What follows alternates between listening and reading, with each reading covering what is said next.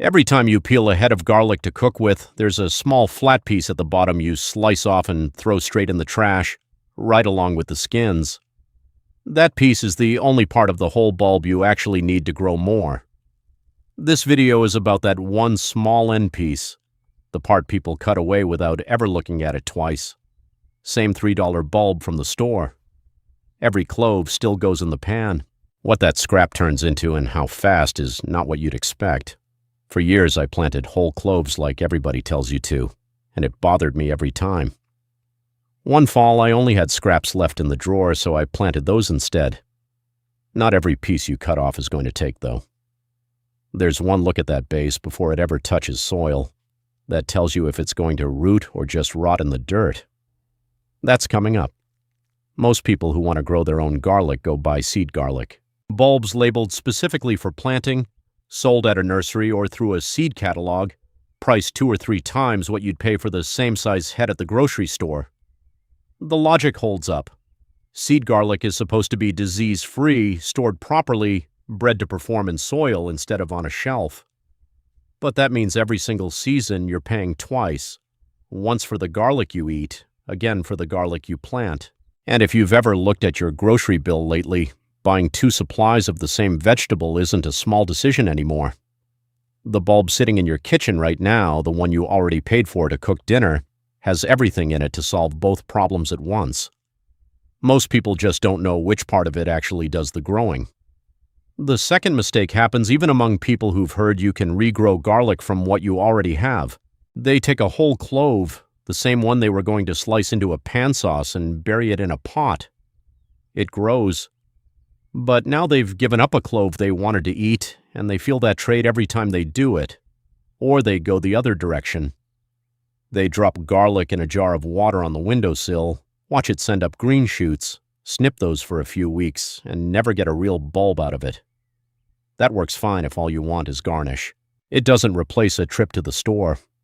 One woman who watches this channel told me she buried a couple of garlic cloves in a houseplant pot for a completely different reason, just to add some nutrients to the soil, no intention of growing garlic at all. She never meant to regrow anything. A new plant came up in that pot within days anyway, growing fast, leaning hard toward the window light, because the piece that matters was already sitting in the dirt. Here's what I've come to believe after doing this both ways for years. The clove was never the part that mattered. You don't grow garlic from the clove.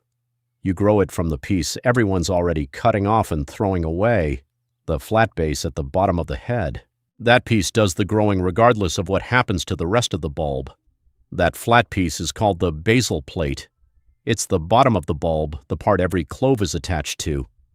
It costs nothing because it's already in your kitchen the next time you cook with garlic. You don't buy it. You just stop throwing it away. Here's why it works. That plate is where every root comes from, and buried just under the surface, it holds the growth buds that turn into new leaves and eventually a whole new bulb. The cloves themselves are just stored energy, food for the plant to use while it builds its root system. You can peel off every clove, cook with every single one, and the base still has what it needs to start over from nothing. Cut about 1 centimeter, less than ½ an inch, off the base before you use the rest of the head. That thin slice is the whole ingredient list. Any container works as long as it drains, whether that's a tray, a pot, or a plastic bottle cut in half and punched with holes in the bottom. Garlic hates sitting in wet soil, so drainage isn't optional. Fill it with about 2 inches of regular potting soil, nothing special required. Set the base piece's root side down, pressed lightly into the soil, not buried deep. Water it once, heavily, until you see water run out the bottom. That tells you the moisture actually reached the roots instead of just sitting on top. After that, water only when the top of the soil feels dry. As the roots take hold, don't be surprised if the base starts pushing itself up out of the soil over the next few weeks.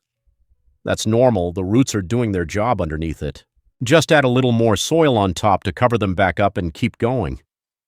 Garlic needs a stretch of cool weather early on to build roots and leaves, so plant in fall if you're doing this outdoors, or keep it somewhere cool indoors if you're starting now. There's one thing almost nobody mentions: Once you move these outside, that bed sits mostly empty for months while the garlic works underground, and that's wasted space in anyone's yard. Tuck in something fast like arugula in the same row. It comes up and gets harvested long before the garlic needs that room, so you're not waiting on one crop while the rest of the bed does nothing. If all you want is fresh greens for the kitchen, plant 4 base pieces close together in one container and keep snipping the tops as they grow.